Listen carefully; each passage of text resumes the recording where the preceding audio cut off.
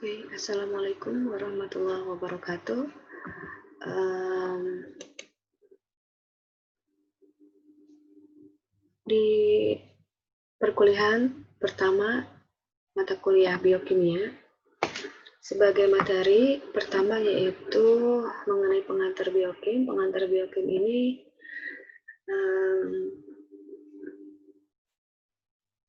mengenai sel dan senyawa kimia sebagai dasar kehidupan.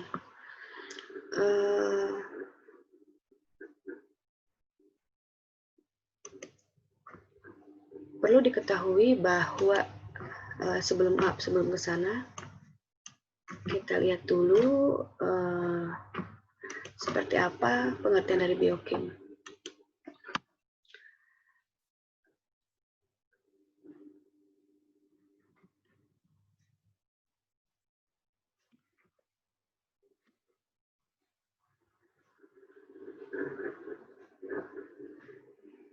Okay. Biokim ini biokimia menurut kamus Webster Dictionary bahwa yang dikatakan biokimia adalah makhluk hidup atau kimia yang terjadi dan menjadi ciri kehidupan. Atau pengertian lain, biokimia merupakan kimia dari bahan-bahan proses yang terjadi di dalam makhluk hidup. Bisa kita kesimpulkan bahwa materi biokimia itu adalah ilmu yang mempelajari proses-proses kimia yang terjadi dalam makhluk hidup. Makhluk hidup itu apa aja? Manusia, hewan, tumbuhan, dan juga mikroorganisme. Sebenarnya ada kaitannya dengan mikroorganisme, yaitu seperti bakteri, ya, kemudian alga, mikroorganisme itu archaea, gitu ya, seperti itu. Nah, apa yang dipelajari di biokim? Biokim itu mempelajari biomolekul. Biomolekul itu merupakan senyawa-senyawa biomolekul makhluk hidup, ya. Biomolekul itu merupakan senyawa-senyawa makhluk hidup yang memang bermolekul, bisa berukuran besar maupun kecil dilihat dari berat molekulnya. Nah, komponen dari biokimia komponen dari biomolekul tersebut itu ya 99% adalah unsur-unsur seperti karbon, nitrogen, oksigen, hidrogen, serta fosfor, ya. Biasanya yang disebut dengan biomolekul itu berhubungan dengan senyawa-senyawa organik. Ya, jadi ada karbon, ada hidrogen, ada oksigen, itu pasti sudah pasti seperti itu. Ini bahan penyusunnya, ya. Jadi nanti apa yang akan dipelajari di biokimia ini? Semua hal yang berhubungan dengan biomolekul. Apa sih? Sebagai contoh gini, kita mengkonsumsi makanan, kita menghirup udara, kemudian kita minum. Nah, apa yang terjadi di dalam tubuh kita itu? Yaitu reaksi-reaksi yang terjadi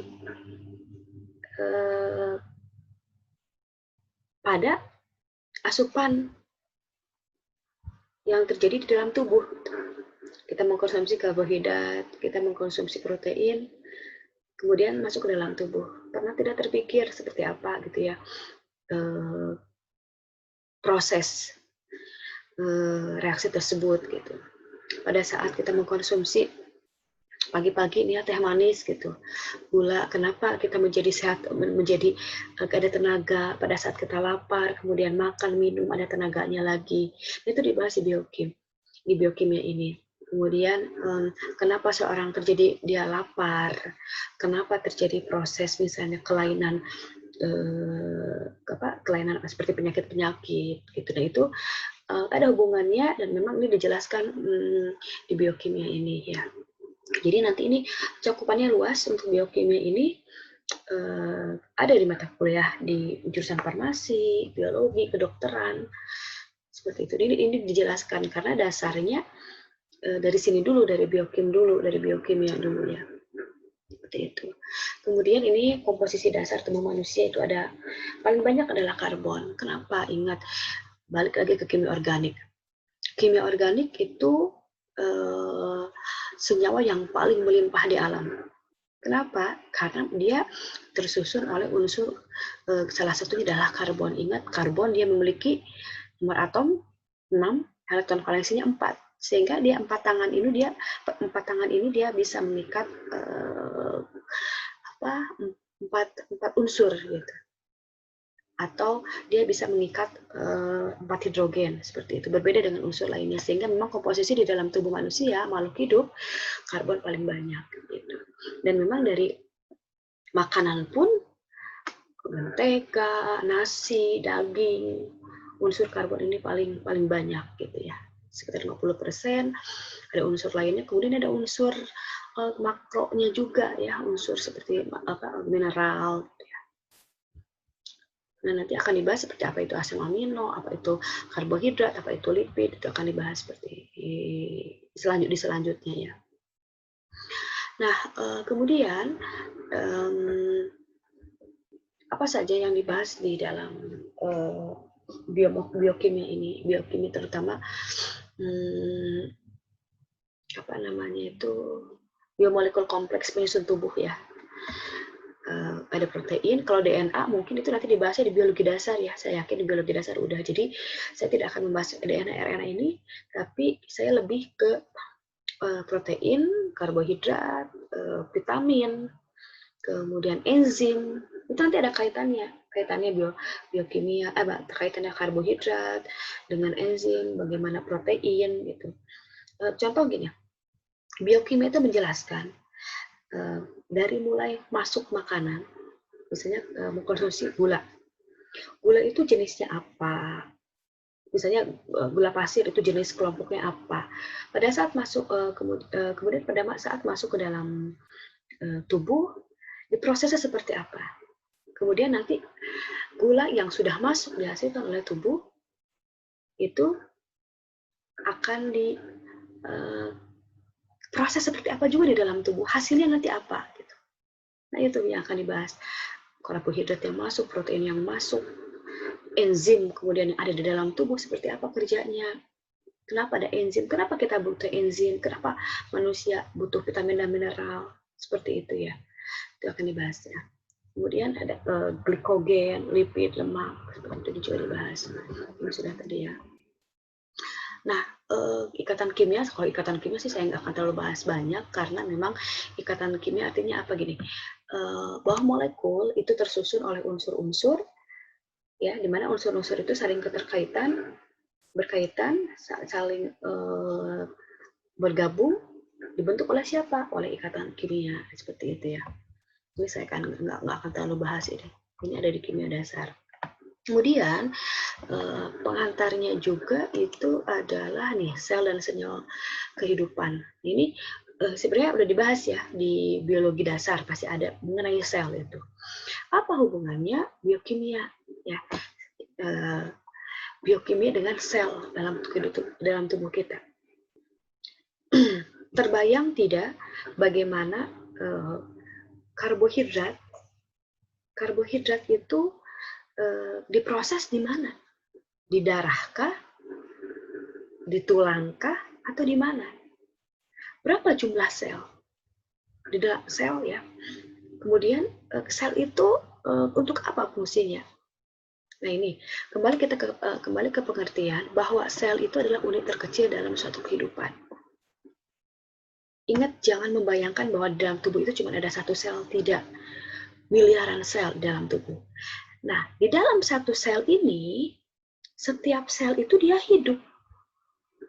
Setiap sel itu bermetabolisme. Setiap sel itu melakukan proses biokimia. Jadi bukan hanya satu sel aja.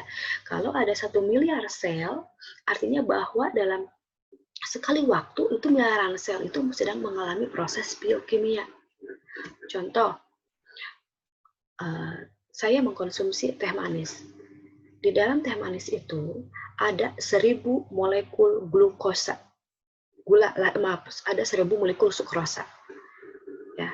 Sukrosa ini nanti dikonsumsi, masuk ke dalam mulut, diubah oleh enzim tertentu, ya, masuk ke kerongkongan lambung, usus, kemudian di usus diubah menjadi glukosa. Nah, 1 molekul glukosa ini hanya akan memasuki 1 sel saja. Jadi kalau ada 1000 molekul glukosa, dia akan masuk ke 1000 sel. Kalau sudah beres proses metabolisme glukosa di dalam sel itu, dia akan masuk lagi satu sel terus. Ya, jadi bukan satu molekul. Ya, jadi yang bekerja proses biokimia itu seluruhnya, semua sel, miliaran sel yang bekerja. Seperti itu, ya. Nah, kemudian dalam sel siapa aja yang bekerja? Semuanya. Mungkin dulu pernah dibahas ya bahwa ini teori sel ini saya lewat, silakan dibaca aja bagaimana namanya itu teori perkembangan sel ya. Sel ditemukan oleh Robert Hooke, dan sebelumnya ada Sladen, Robert Brown, Felix, dan seterusnya ya. Ini nanti karakteristik. Ini boleh dibaca nanti ya. Yang kalian harus tekankan di sini adalah paham. Nah, paham mengenai sel. Jadi komponen-komponen di dalam sel itu dia bekerja membantu proses biokimia, saling keterkaitan, saling gotong royong. Itu. Nah, kemudian ingat bahwa makhluk hidup itu tidak hanya manusia, hewan, tumbuhan. Makhluk hidup itu ada ada klasifikasinya. Ya, ada klasifikasinya. Nah, sekarang kan sudah ada klasifikasi baru, yaitu klasifikasi untuk klasifikasi untuk mikroorganisme ya. Ada bakteri itu sudah masuk klasifikasi taksonomi, udah masuk klasifikasi makhluk hidup ya, seperti itu. Nah, sel itu kan ada dua, ada prokariot dan eukariot. Kalau manusia itu masuknya ke eukariot. Prokariot itu contohnya bakteri ya, kemudian archaea. Nah, itu masuknya ke prokariot. Prokariot ini mungkin sudah dibahas ya di sel prokariot, bahwa sel prokariot itu sel komponen atau komposisi sel komponen di dalam sel itu sangat primitif atau sangat sederhana, sehingga dia prosesnya, reproduksinya dan metabolismenya cepat. Contoh adalah bakteri ya. Kenapa dulu waktu saya kuliah, dosen saya mengatakan bahwa kalau kita membeli ayam di pasar, itu memang tidak boleh dicuci. Kenapa? Karena mikroorganisme atau bakteri yang ada di air mentah itu ribuan, sehingga dia akan mengkontaminasi daging ayam, di mana ayam itu dia merupakan media yang baik untuk pertumbuhan bakteri. Ya, dia sangat cepat. Kenapa? Karena memang dilihat dari struktur sel-sel prokariot yang dia hanya memiliki ribosom, sitoplasma. Ini dinding sel ini menyebabkan memang sangat cepat dia untuk bereproduksi. Membelah dirinya itu sangat cepat bakteri ini. Sehingga makanya kalau kita mencuci daging-dagingan itu, alangkah baiknya adalah menyiapkan dulu air panas. Memang tidak semuanya mati, tapi minimal bakteri yang dia mati di suhu 100 derajat Celcius itu sudah mati gitu ya. Karena pasti bakteri di dalam daging ayam pun ada yang memang dia tidak mati di dalam suhu di suhu 100 derajat, tapi minimal jangan menggunakan air keran atau air dari bak yang memang suhunya itu hangat ya. Suhu 36, suhu 37 itu nyaman untuk bakteri, sehingga kalau misalnya dicuci dengan air seperti itu, wah itu mah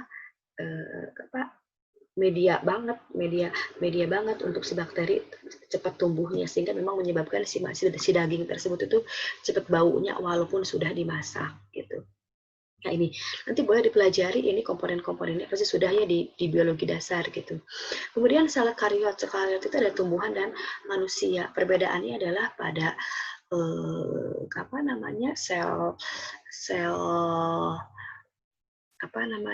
tumbuhan itu dia tidak memiliki dinding sel. Kalau hewan manusia tidak ada dinding sel, hanya membran sel saja. Seperti itu ya.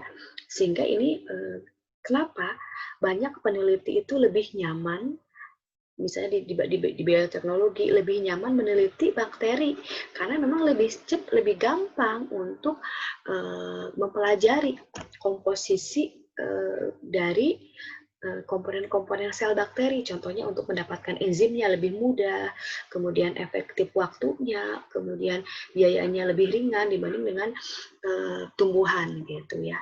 Memang agak cukup keras, cukup tebal karena ada dinding sel itu sehingga untuk mengambil DNA, untuk mengamati komponen itu cukup lama gitu ya. Itu boleh pada tumbuhan. Kemudian juga pada tumbuhan ini dia adanya klorofil, sementara manusia tidak ada gitu ya. Itu boleh dipelajari nanti. Silakan pelajari ulang lagi karena memang ini sudah di biologi dasar ya. Nah, ini seperti mitokondria ya. Kemudian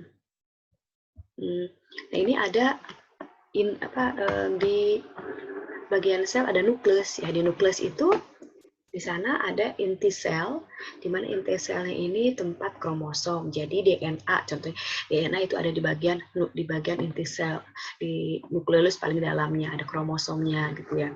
Kemudian mitokondria. Ya, mitokondria ini dia merupakan tempat kayak semacam apa ya? Mitokondria ini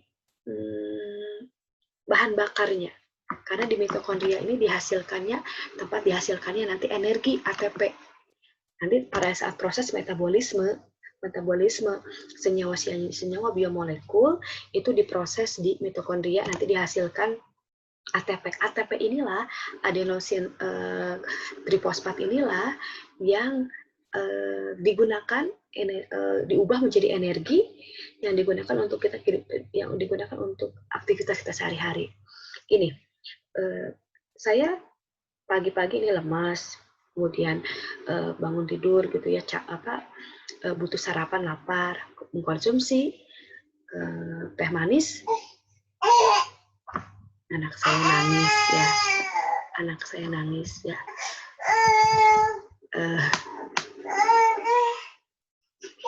saya nangis, nggak apa-apa ya, terusin aja dulu.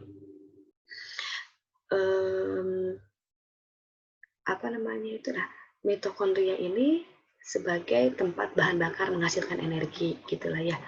Oke, nah kemudian ribosom ini tempat disintesisnya protein gitu ya, dan lain-lain. Oke, silakan pelajari ini pengantarnya mengenai sistem komponen sel ini sebagai pengantar untuk biokimia gitu ya. Karena ingat bahwa nanti proses metabolisme biokimia pada senyawa biomolekul itu terjadinya di sel ya. Seperti itu. Makanya harus tahu dulu gitu ya. Ini contoh lain pada bukan lisosom. Nah, ini badan Golgi. Badan Golgi ini kan tempat packing senyawa sebelum disebarkan ke darah gitu ya, seperti itu.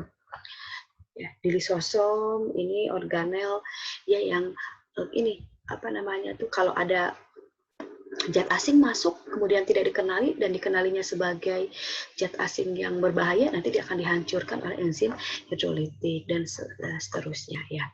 Oke, paling itu saja untuk pengantar biokimia ini.